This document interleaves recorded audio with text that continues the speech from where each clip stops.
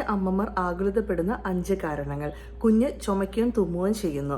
ചുമയും തുമ്മലും എന്ന് പറയുന്ന പ്രൊട്ടക്റ്റീവ് റിഫ്ലെക്സ് ആണ്. എന്തെങ്കിലും തരത്തിലുള്ള ഇറിറ്റൻസ് അവരുടെ മൂക്കിലോ ശ്വാസോശത്തിലേക്ക് പോയി കഴിഞ്ഞു കഴിഞ്ഞാൽ അത് ആസ്പിറേറ്റ് ആവാതിരിക്കാനും ഇൻഹലേഷൻ വരാതിരിക്കാനും വേണ്ടിയിട്ടുള്ള നാച്ചുറൽ റിഫ്ലെക്സ് ആണ് കുത്തി കുത്തി ചുമയ്ക്കുക അല്ലെങ്കിൽ തുമ്മുക എന്നുള്ളത്. തുമ്മുമ്പോൾ ആ ഇറിറ്റൻസ് പുറത്തേക്ക് പുറന്തള്ളി പോകുന്നതാണ്. അതൊരു നോർമൽ റെസ്പോൺസ് ആണ്.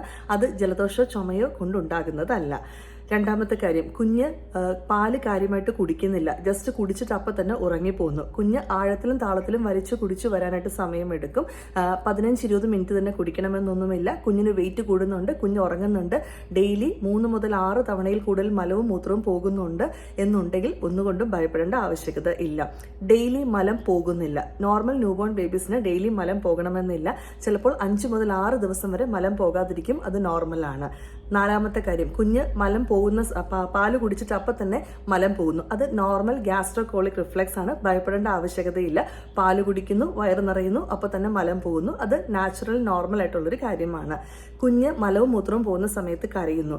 അതും ഒരു നോർമൽ ആയിട്ടുള്ളൊരു കാര്യമാണ്. കുഞ്ഞിന്റെ കുടൽ അനങ്ങുന്നതിനനുസരിച്ച് അല്ലെങ്കിൽ ബ്ലാഡർ കൺട്രാക്ട് ചെയ്യുന്നതിനനുസരിച്ച് ചിലപ്പോൾ ചെറിയൊരു കോളിക്കൊക്കെ വരും. ഇതൊന്നും ഭയപ്പെടേണ്ട ആവശ്യകതയില്ല.